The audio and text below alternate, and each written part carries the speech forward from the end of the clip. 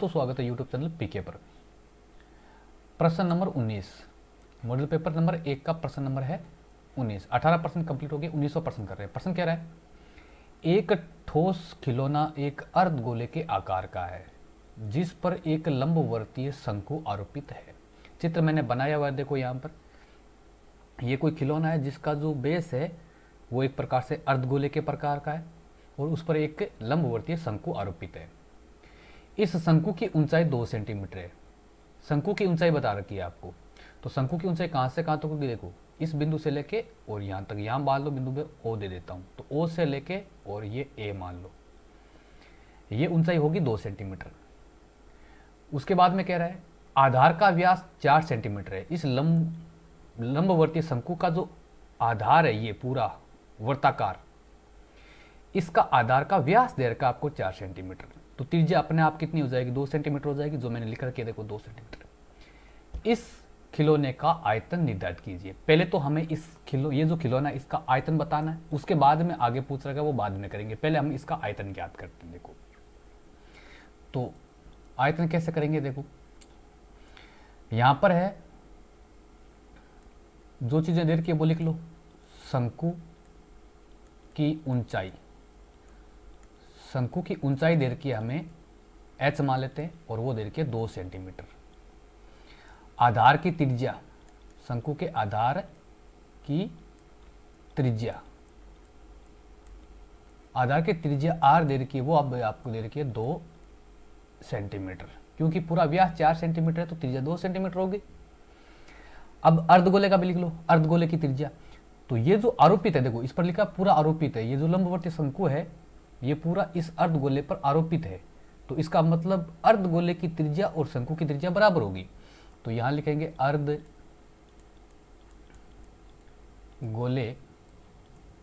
की त्रिज्या। अब शंकु की त्रिज्या को हमने आर से लिख लिया, तो इसकी त्रिज्या को हम कैपिटल आर से लिख लेते हैं और वो है 2 सेंटीमीटर। ये दोनों बराबर होगी, इसकी त्रिज्या बराबर होगी। अब हम खिलौने का आयतन ज्ञात करते हैं, तो क्या लिखेंगे, खिलौने का आयतन। अब हम जानते हैं ये जो खिलौना है इसके आयतन का सूत्र तो हमें पता नहीं है, लेकिन यहां पर एक अर्धगोला और एक शंकु, इन दोनों को मैं जोड़ूंगा तो ये खिलौने का आयतन आ जाएगा। तो खिलौने का आयतन क्या हो जाएगा, अर्धगोले का आयतन, अर्धगोले का आयतन प्लस शंकु का आयतन, शंकु का आयतन। ये दोनों आयतन में जोड़ता हूं तो पूरा खिलौना बन जाएगा। अब हमें सूत्र लगा देना है। अर्धगोले का आयतन का सूत्र होता कितना, 2/3 पाई आर क्यूब। क्योंकि पूरे गोले का होता है 4/3 पाई आर क्यूब, तो 2 का भाग लगाएंगे, 4 में ये चला जाएगा 2 बार, ये तो 2/3 पाई आर क्यूब होता है, ये आर क्यूब। ठीक है, तो हमने अर्धगोले का लगाना तो अर्धगोले का लगा लिया, प्लस शंकु का होता है 1/3 पाई आर स्क्वायर एच। अब यहां ध्यान रखेंगे अर्धगोले की त्रिज्या हमने क्या मानी थी, यहां पर कैपिटल आर मांगी थी, तो यहां पर कैपिटल आर लिखेंगे आप। ठीक है ना, देखो अर्धगोले की त्रिज्या मैंने कैपिटल आर मानी है। शंकु का ये होता है, क्योंकि जो बेलन होता है उसका होता है पाई आर स्क्वायर एच। जब इसमें 3 का भाग लगा देते तो ये शंकु का आयतन हो जाता है। ये सूत्रों में रिलेशन आपको आना चाहिए ताकि सूत्र याद करने में आसानी हो। अब देखो मान रख देते हैं। एक बार आपको क्या करना है, पाई का मान नहीं रखना है। वैसे हमें पाई का मान 3/3.14 लेना है, लेकिन एक बार लिखना नहीं है ताकि कैलकुलेशन में आसानी रहेगी। ये क्या हो जाएगा, देखो 2/3 पाई। अब आर का मान कितना है, 2, तो 2 की घात कितनी हो जाएगी, 3, प्लस 1/3 पाई। आर का मान है 2, 2 की घात 2 और एच का मान है 2, तो 2 इंटू 2 लिख दिया मैंने। अब इसको ध्यान से देखो, 2/पाई 2 की घात 3 प्लस 1/3 पाई 2 की घात 3। अब यहां पर मैं आपको बताता हूं, इसको भूल जाओ एक बार। मैं कहता हूं जैसे 2/3x प्लस 1/3x टोटल कितना होगा, तो 2/3x ये, 1/3 ये, तो 2/3 1/3 कितना होता है, 1 होता है और x, तो ये कितना हो जाएगा 1x। वैसे मैं कैलकुलेशन की आसानी के लिए बता रहा हूँ, आप पर्सन में कैसे भी करो, उससे कोई फर्क नहीं पड़ता है।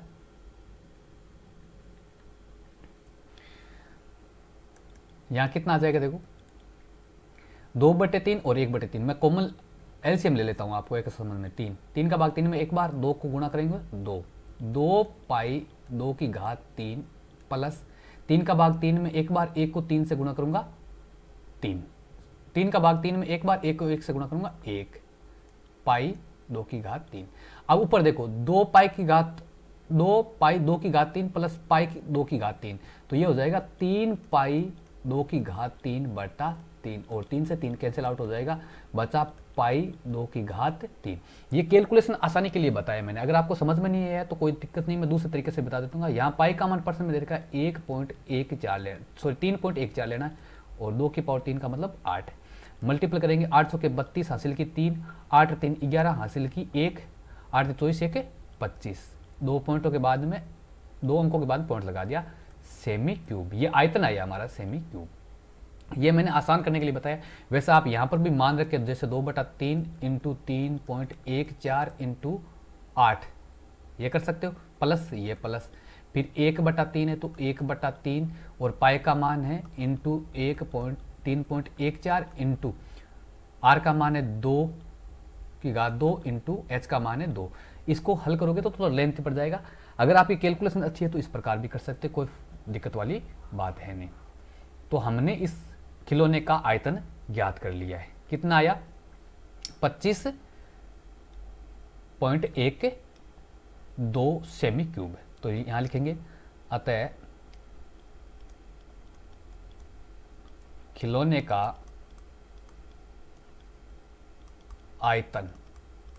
का आयतन बराबर हो जाएगा 25.12 सेमी क्यूब। लेकिन प्रश्न यहाँ खत्म नहीं हुआ, 4 नंबर का प्रश्न है, प्रश्न यहाँ खत्म नहीं हुआ, प्रश्न में आगे भी कह रहा है। देखो इतना करने के बाद में यदि लंबवर्तीय बेलन इस खिलौने के परिगत हो तो बेलन और खिलौने का आयतनों का अंतर ज्ञात कीजिए। हमने खिलौने का आयतन ज्ञात कर दिया।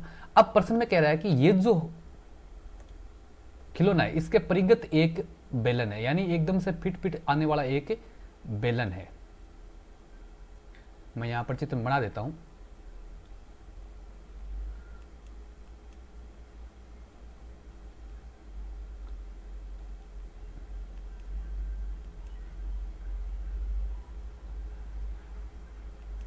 एकदम से फिट नहीं बैठ रहा, देखो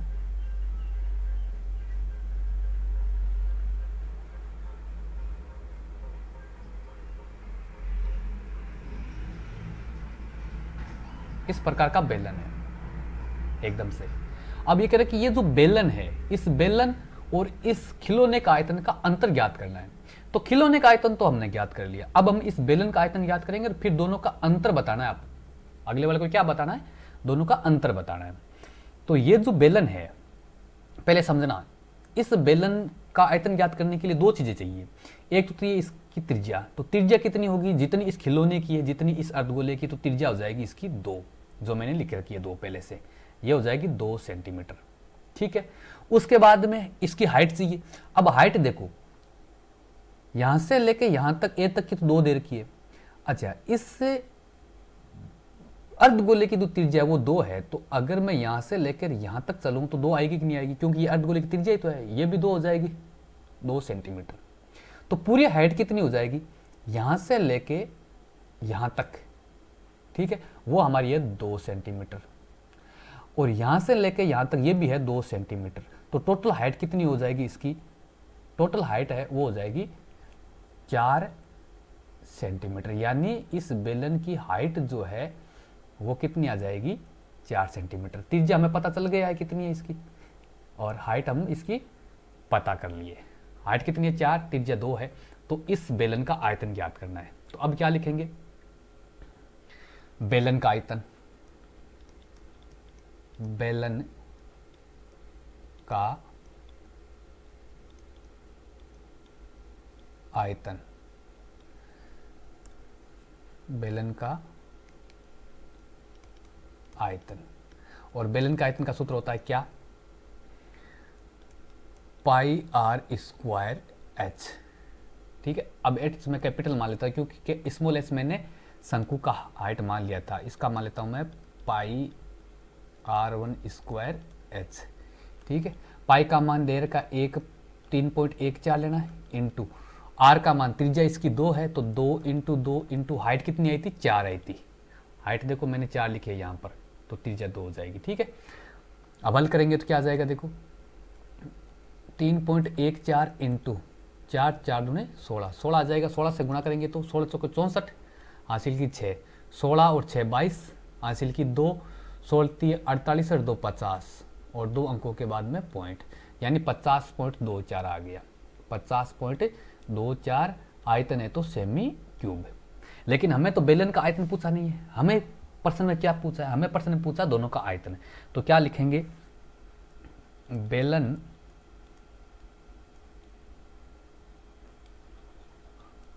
आयतन, आयतनों में अंतर पूछा है, दोनों आयतनों में अंतर। तो क्या हो जाएगा, बेलन का आयतन, ज़्यादा वाला जो आयतन है उसमें से कम वाला आयतन घटा ले। बेलन का आयतन माइनस खिलौने का आयतन, बेलन का आयतन माइनस खिलौने का आयतन। अब बेलन का आयतन कितना आया, 50.24 माइनस खिलौने का आयतन आया था 25.12, तो 25.12 घटाएंगे तो 25.12 सेमी क्यूब। ये अंतर आ गया किसमें, दोनों आयतनों में। तो यही हमारा आंसर हो जाएगा। प्रश्न आसान है, बस थोड़ा सा समझने की कोशिश करना। चित्र अगर आपको समझ में आ गया है तो प्रश्न भी आपको समझ में आ जाएगा। ठीक है, तो एक बार रिपीट कर देता हूँ मैं प्रश्न को। देखो क्या है, शंकु की ऊंचाई 2 सेंटीमीटर दे रखी है, आधार का व्यास 4 सेंटीमीटर दे रखा है, तो त्रिज्या 2 सेंटीमीटर होगी। अर्धगोले की भी त्रिज्या 2 सेंटीमीटर हो जाएगी, क्योंकि ये अर्धगोला है, उस पर ही अर्धगोले पर आरोपित है हमारा शंकु।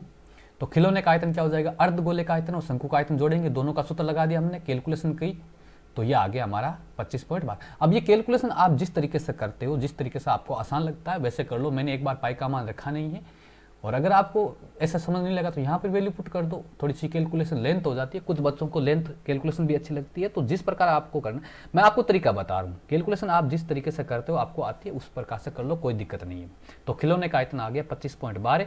इसी प्रकार हमने बेलन का आयतन ज्ञात कर लिया है और दोनों का अंतर हमने बता दिया। इस प्रकार ये आपका 4 नंबर का प्रश्न है, देख खंड का 4 नंबर का प्रश्न है। इतना करते ही आपको 4 नंबर मिल जाएंगे। ठीक है, तो ये आपका 19वां प्रश्न हो गया। वीडियो अच्छा लगा है तो अपने दोस्तों के साथ शेयर कर दीजिए, और पहली बार चैनल पर तो चैनल को सब्सक्राइब कर दीजिए। Thank you.